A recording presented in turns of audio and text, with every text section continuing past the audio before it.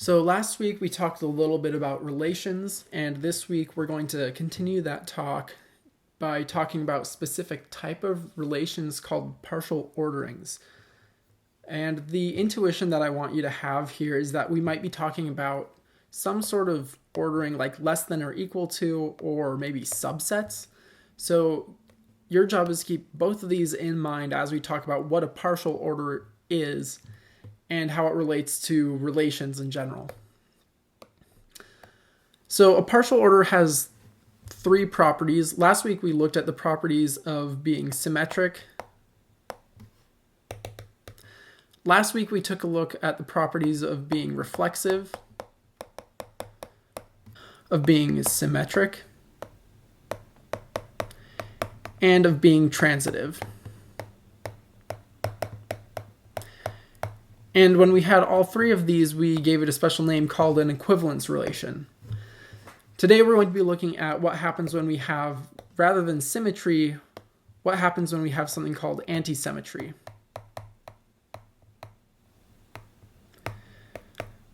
And since you're already familiar with reflexivity and transitivity, I'm just going to focus right now on what antisymmetry means.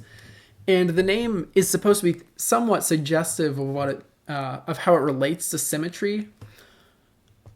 But let's just go ahead and give it a proper definition here by saying that a relation R is antisymmetric.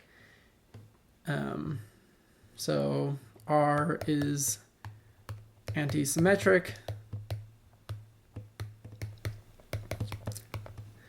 if for all x and y in whatever it is that our base set is, let's maybe call it A. So if for all x and y in A, if x is related to y and y is related to and y is related to x, then we actually have x and y equal. And that means just that they're the same element. Okay, so that's what antisymmetry is. In this definition, I'm not going to lie, this definition is pretty confusing the first time that you see it. You've got a whole bunch of different things going on. You've got an for all statement, you've got an if here, and an and statement, and then you've got a then. And in the middle of it all, you've got these relations. So the guiding intuition that you should have, though, is think about this as, let's say that R is equal to the less than or equal to sign. Well, let's just test this out. Let's see if it makes sense to say that the less than or equal to sign is antisymmetric. If I told you that some number x is less than or equal to y, and that y is less than or equal to x, so here I've got another way of seeing this is x related to y and y related to x. To be antisymmetric means that should imply that x is the same thing as y. And you should believe that that holds true when we're talking about this specific relation of the less than or equal to sign. This is just an example of an antisymmetric relation. It's not the only one, but it's a good one to test your intuition on. Maybe a less common or a less straightforward example is that of the relation of set inclusion.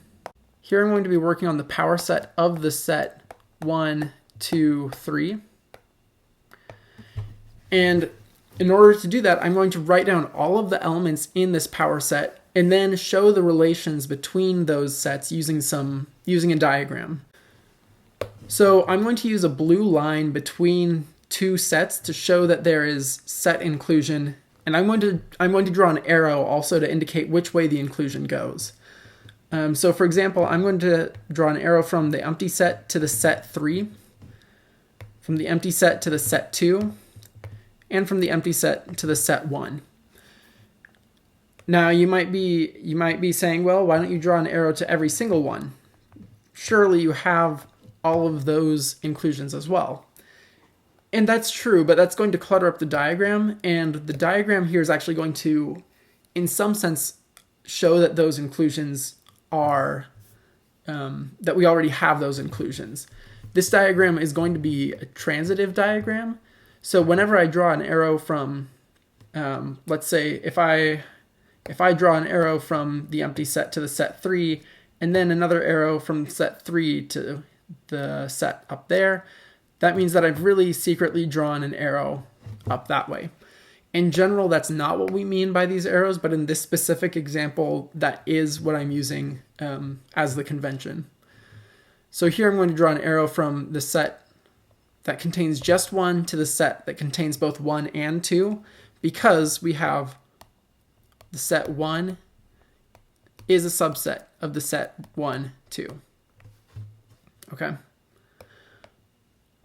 Similarly, I'm going to draw an arrow between these two sets here, and then I'm going to draw an arrow from the set containing 2 to the set containing 1 and 2, and then to the set containing 2 and 3, and then I'll draw an arrow from 3 up here to 1, 3, and then from 3 to 2, 3, and finally I'm going to draw an arrow from there to there, there to there, and there to there. And that completes our diagram, our transitive diagram of set inclusion. And so you should check it out to make sure that these arrows make sense. So if I follow any arrow, say starting at 2, I should be able to say, well, the set containing 2 is a subset of the set 2, 3. That makes sense. Is it also a subset of every set that the set 2, 3 has an arrow going to? And well, yeah, we do have that the set 2 is a subset of this, so this diagram does seem to be transitive. Okay, another quibble that you might have is, well, why don't I draw in arrows like this? I could definitely do this. Every set is a subset of itself, and so this would make perfect sense to do. However, I'm going to leave those out. That's going to be sort of implied in the same way that the transitive relations are implied, because otherwise it's just going to get pretty cluttered. So the thing to think about is this antisymmetric relation is telling us that if I've got, let's just take a look at, again, this subset, the set containing 2. In order for this relation to be antisymmetric, we would need to have that if the set containing 2 is a subset of some other set, let's just call it X, and X is a subset of 2, well, then that's going to imply that 2 and X are actually the same subset. And looking at this diagram, that should make sense. The only way that I have an arrow into 2 is by coming up from the empty set. And there are no arrows that feed into the empty set. So there's no way that we could have some sort of path that flows around and maybe back up here and then back up into set 2. It just doesn't work like that. And so that's what this antisymmetric relation is telling us. It tells us that anytime I've got an arrow, as if it's not some sort of trivial arrow that's going back into itself, then really it's leading me into something that is, in some sense, greater than just the set containing 2. Hopefully that gives you a little bit of intuition about how to think about this antisymmetry property. Why is this thing called a partial order? When we're talking about natural numbers and we're talking about the relation of less than or equal to, then every number can be compared in some way or another. We can say that 3 is less than or equal to 5. We can say that 3 is less than or equal to pi. If you were to hand me any two numbers, x and y, I could either say that x is less than or equal to y, or that y is less than or equal to x. Here, when we're talking about the relation of set inclusion, though, that isn't always the case. For example, how would you compare the set that contains just the element 1 to the set containing just the element 3. You might want to say that in some sense they're equal because they have the same size, namely they only have one element, but our relation that we're working with is the set inclusion. And we have no arrow going from the set 1 to the set 3. There's not even a path between arrows that could get me from the set 1 to the set 3. And so that's why we've got this thing called a partial order rather than a total order, because I have some elements that are just not able to be compared to one another, or that are just not related in any sort of way. A total order, on the other hand, guarantees that every element is going to be related to every other element in some way or another. Now I'm going to go on and talk a little bit about functions in general. So this is a little bit of a sidestep from where we've been talking about relations, and now we're looking specifically at functions. So I'm not sure exactly what you've all done, but I want to give you a few examples of what are called injective and surjective functions.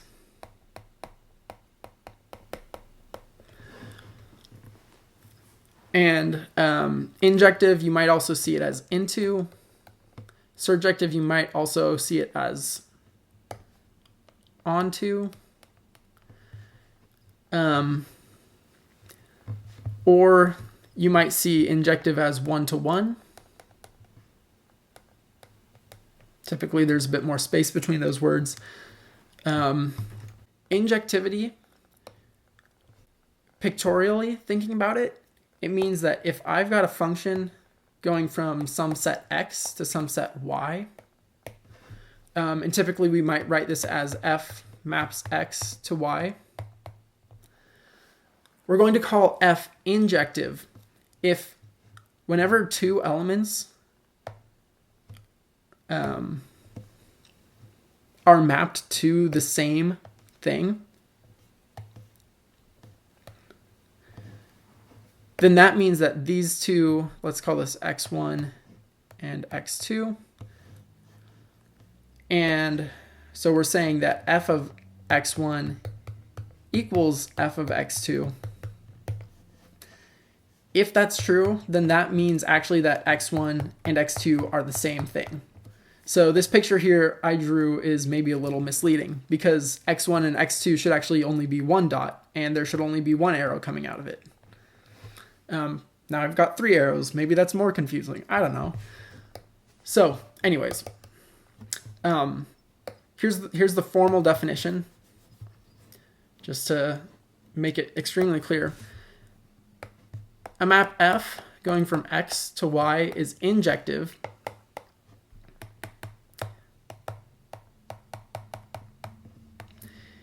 if whenever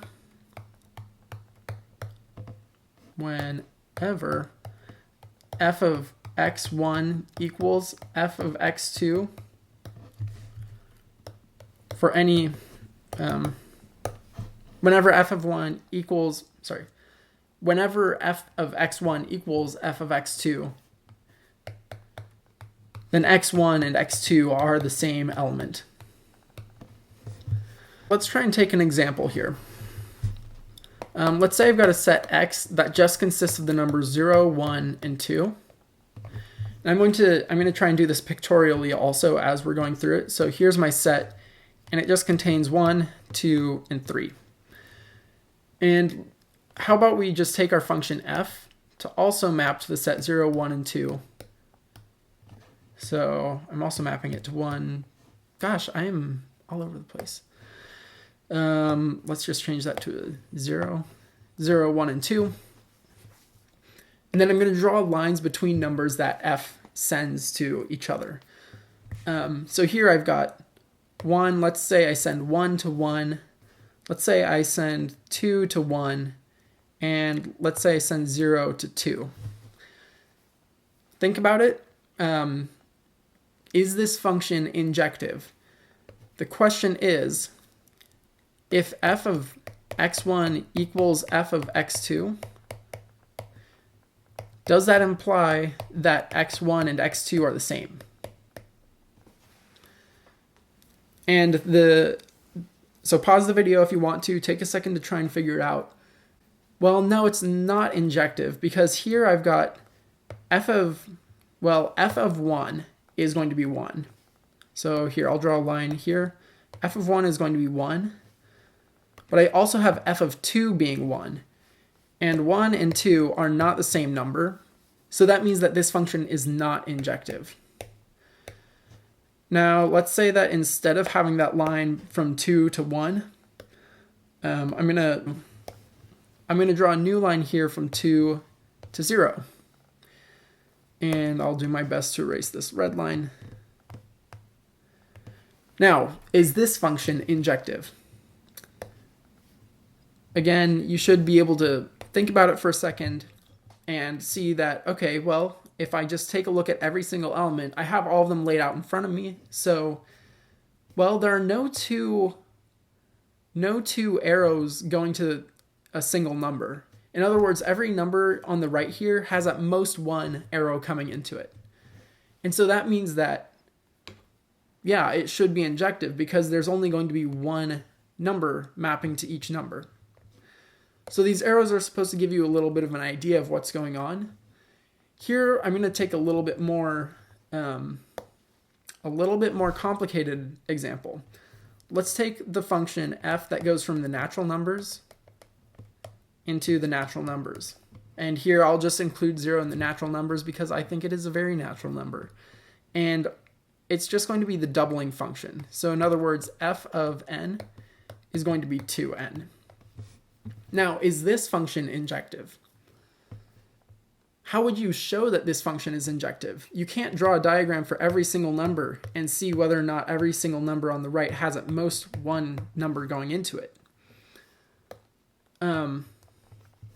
Well, a proof would start off by saying, let's suppose that we've got two numbers that map to the same thing. So let's suppose we've got f of x1 equal to f of x2. If this is injective, then by our definition, we should be able to show that if this is true, just for some arbitrary x1 and x2, then we should be able to show that x1 and x2 are the same thing. So let's start by supposing that f of x1 equals f of x2. Well, that implies that we have, just by using our definition of f, that 2 times x1 equals 2 times x2. And then just using simple algebra, you divide by 2 on each side to get that x1 equals x2. And that finishes the proof that says, yeah, this function here, this f actually is injective. Now, something to note is that if we were to draw a diagram, the number 1 wouldn't have any arrow coming into it, right? So we've got 0, 1, 2, 3, and so on. And so here we've got an arrow going from 0 to 0, from 1 to 2, 2 to 4, but there's no arrow pointing to 1. Okay? So an injective function, another way to think about it, is that every number in the codomain or in the range, every element has at most one arrow pointing to it. It could have no arrows pointing to it, and that's totally fine. That's where the concept of surjectivity comes in. Okay, so here I'm going to go back up. We've got a little bit better intuition about what it means to be injective. Now we're going to talk about what it means to be surjective. So we're going to say that f mapping x to y is, let me erase this arrow so we're not confusing. F mapping x to y is surjective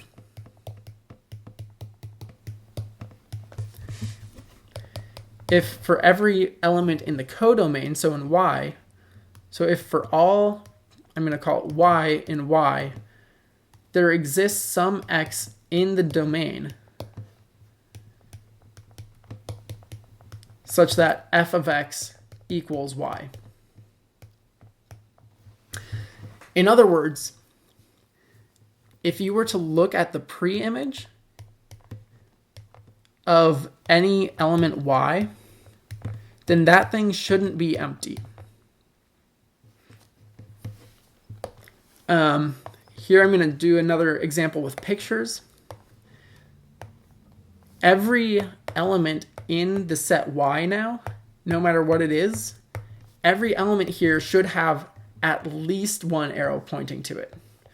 So in the previous example, we said in an injectivity, we said there had to be at most one arrow pointing to it. Surjectivity says there has to be at least one arrow pointing to it. There could be multiple, like here, we've got two different arrows pointing. The key thing is that there exists something over here, at least one thing, that gets us to each point in Y. So let's take another look at that example of just the sets of the set containing 0, 1, and 2. So X is the set 0, 1, 2. And here I'm going to draw an example with pictures again. So we've got 0, 1, let me do it this way, 0, 1, and 2. Going over to 0, 1, and 2. And I want you to tell me, is this map that I'm drawing here surjective? Pause the video, think about it, remind yourself of the definition. So in order to be surjective, there has to be, if I hand you a random point here in the codomain, is there a point in the domain that maps to that? And this example, again, is supposed to be kind of small enough for you to visually see that, well, no, here we've got the number 1 that doesn't have anything mapping to it. And so something should trigger something that says this is not a surjective function. Okay. But if I were to, let's see, if I were to change it up and go like this, now we're good. Now we've got surjectivity because you hand me anything over here and you can point back to the number that has the line coming from it to say, yeah, that's surjective. Okay, let's take another look at a little bit more complicated example. Let's say that we're going, this time we're going to go from the integers to the integers. And I'm going to take, so this is our function f, and it's going to be the function that just adds 2 to whatever number I'm given. So the question is, so here we've got kind of explicitly that f of x is going to be x plus 2. And the question is this function surjective? And part of the thing you should be careful of is that surjectivity is going to depend on what this thing is. Whether it's n or z would make a huge difference in this case. So here we've got a function that says f of x just adds 2 to it. Okay, so how would we check to see if this is surjective? Well, we have to start off by saying for any y in the codomain. So here, let me color code this. We've got red y here and our red z here. There exists something in the domain such that it gets mapped to that element that we chose. So if I'm going to start off a proof for this, I'm going to have to say, let's just take any arbitrary element in our codomain. Okay? So we have to start by just saying, let y be some integer. I've got no idea what it is. All I know is that it's an integer. And now my job is to show that there exists some number in x, so some number in z, so that when I add 2 to it, I get y back. Well, that shouldn't be too hard. We're handed y, and we get to choose x based on y. So we get to define x in a specific way. So let's do kind of the obvious thing, and let's say define x to be x is y minus 2. Now we're not done here. We have to show that our value for x actually satisfies the conditions that it's trying to. First of all, is x an integer? Well, yeah, we're taking an integer y and just subtracting 2. That should give us another integer back. Okay, so x is an integer. That's good. And we also have to show that f of x equals y. So let's make sure that we do that. Okay, so just kind of plugging things in, we've got then f of x equals, well, it equals f of y minus 2. And that's just going to be using our definition up here of what f of x is. That's just going to be y minus 2 plus 2, which is definitely y. And that concludes the proof that this f is in fact surjective. And that's going to be the end here. I'm going to hopefully post some problems related to injectivity and surjectivity on the website. You've got some homework. You've got plenty of homework problems to talk about anti-symmetry, so go ahead and use those as your guiding practices, as your practice for these partial orderings. And other than that, I will see you when I see you.